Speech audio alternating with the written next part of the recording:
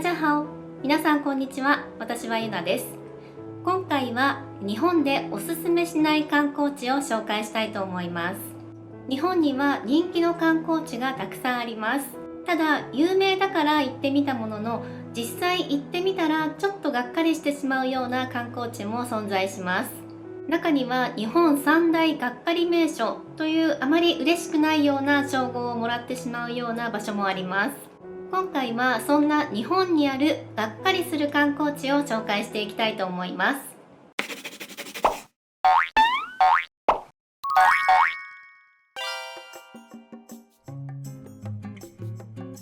まず一つ目は北海道札幌にある時計台です。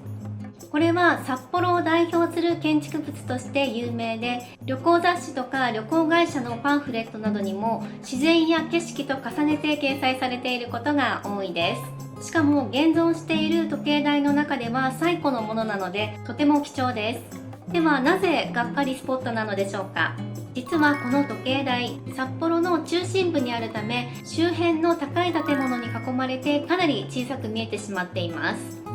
北海道といえば大自然、広々とした大地というイメージですが、それに合わずビルの谷間に挟まれていて、とても窮屈そうな印象を与えています。時計台自体の雰囲気はいいのに残念という声も多いです。私も実際に行ってみて、近代的なビルの中に明治時代に作られた建築物っていうのはちょっと馴染んでないように見えました。ただ札幌という場所自体は日本人や外国人問わずたくさんの人が訪れる大人気の観光地で、都市と自然が調和した美しい街並みとグルメが魅力的な場所です。特に私のおすすめは大通公園のイルミネーションです。実は時計台のすぐ近くにあって、毎年冬のシーズンに開催しています。もし雪が少し積もっていれば、光が雪で反射されてさらに幻想的な空間になります。今回がっかりスポットとしてこの時計台を紹介してしまったんですが、札幌の中心部にあるので、札幌観光する際はメインの観光のついでに寄ってみるっていうのは全然ありだと思います。続いて2つ目は長崎県にあるオランダ坂です。長崎は昔海外への唯一の貿易港で、その時代には海外から来た人のことをオランダさんと呼んでいたことから、外国人が多く通るこの坂をオランダ坂と呼ぶようになりました。ではなぜこの場所もがっかりスポットなのでしょうか。オランダ坂は観光地と呼ばれているものの、生活道路として利用されている場所でもあるため、特に観光地として整備されているわけではありません。なので観光地として期待されているようなお土産屋さんとか見どころも特になく、一般住宅などが立ち並んでいるので、観光しに来たという雰囲気が感じられないんです。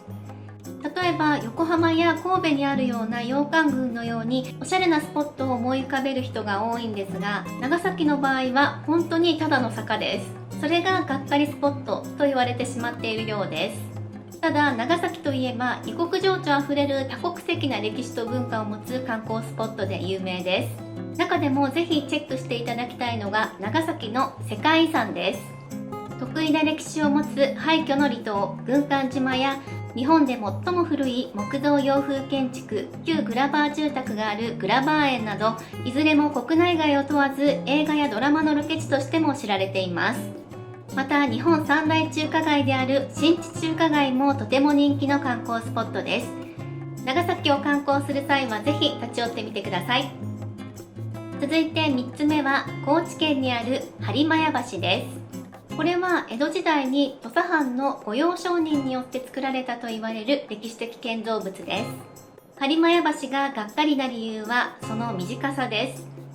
橋の規模はわずか20メートルと短く、橋の下が川ではなくて人工の水路というのががっかりのポイントです。あとは立地も現代風の繁華街の中にあるので、歴史的な風情を全く感じさせないのも原因の一つです。ただ高知県自体は本当に自然やパワースポットなど魅力がたっぷりで、私自身も何度も行きたくなるような場所です。特に名物のわら焼きかつおたたきはここでしか食べられない絶品グルメなので、ぜひ行ってみてほしい県の一つです。これら紹介した3つは冒頭で話した日本がっかり三大名所として知られる観光地です。ではここからは人気の観光地だけど実際行ってみてがっかりした場所を独断と偏見で選んでみたのでいくつか紹介します。まずは京都タワー。京都市内で最も高い建造物である京都タワーです。高さの法規制が厳しい京都府において苦肉の策で建築物ではなく工作物として建設されたそうです。そのせいもあってか形も非常に独特で目を引くタワーです。がっかりな理由として京都タワーはタワーとしては特別高いわけではないので展望台に登ったところで特に素晴らしい景色を見れるわけではないという点です。また外観は灯台をイメージした色や形状で京都の風情ある街並みとはマッチしないというのもがっかりの原因の一つです。ですがタワーの中にはお土産屋や観光施設が充実しているのでそれなりに楽しめます。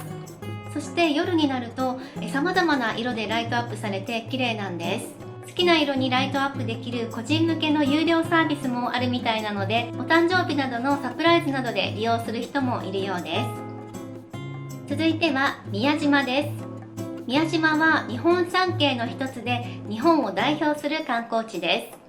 世界遺産に登録された厳島神社という朱塗りの社殿が有名なんですが、この社殿は満潮になるとまるで海に浮かんでいるように見えてとても幻想的な雰囲気になります。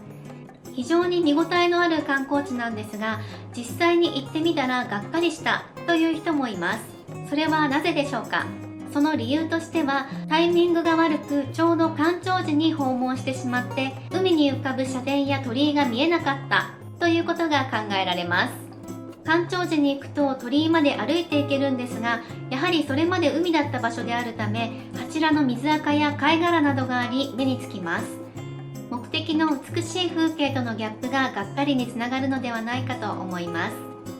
この潮の満ち引きは日によって大きく異なりますが、基本的には干潮と満潮は1日2回ずつおよそ12時間おきにやってきます。つまり余裕を持って丸1日滞在できる予定を組んでおくと満潮と干潮両方楽しむことができるわけです。個人的には海に社殿が浮いている光景はもちろん素敵ですが、直前まで海だった鳥居まで歩いていけるというのも貴重な体験だと思います。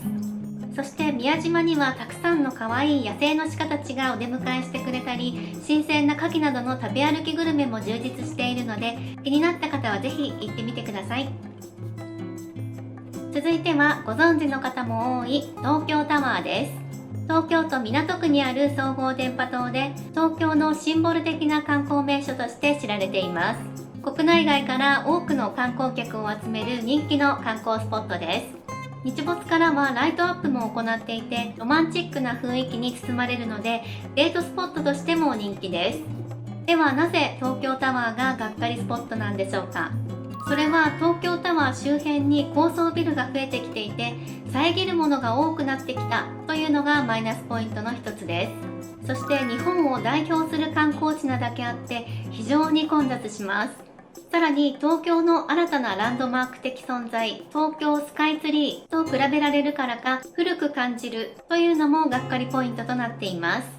ここでよく対比される東京スカイツリーですが、結局東京に来たら東京タワーか東京スカイツリーどちらに行くのがおすすめなんでしょうか。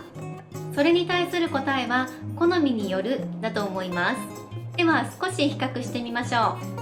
う。まずはタワーや展望台の高さです。タワーの高さ、展望フロアの高さともに東京タワーと東京スカイツリーでは2倍ほどの差があります。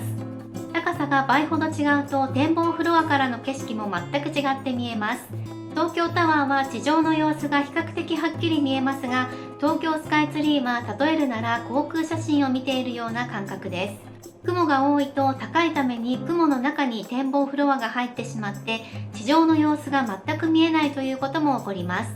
ですが東京スカイツリーからは雲海が見られると逆に話題になったりもします。続いて施設全体の充実度です。施設自体の充実度を比較すると圧倒的に東京スカイツリーの方が充実しています。東京スカイツリーはエリア内に東京空町という300以上のショップが入る商業施設があります。東京スカイツリーや東京のお土産販売のお店はもちろん服屋さんや雑貨店、スーパーまで入っていてバラエティに富んだラインナップとなっています。展望台の見学だけではなくショッピングも楽しめるというのが東京スカイツリーの魅力です。東京タワー内にもお土産屋さんやレストランもありますが、東京スカイツリーの規模には到底及びません。続いてアクセスです。東京駅からのアクセスで考えると若干東京タワーの方がアクセスしやすいです。とはいえ東京スカイツリーも押上駅、東京スカイツリー駅に直結しているので十分アクセス良好と言えるでしょう。東京タワーは昭和的でノスタルジーな雰囲気があって、東京スカイツリーは最先端で近未来的な雰囲気があります。東京観光の際は自分好みのタワーに行ってみてくださいね。いかがでしたか？今回は日本でおすすめしない観光地を紹介してみました。ぜひ日本旅行の際に参考にしてみてください。それでは今日の動画は以上です。また次回の動画でお会いしましょう。バイバイ。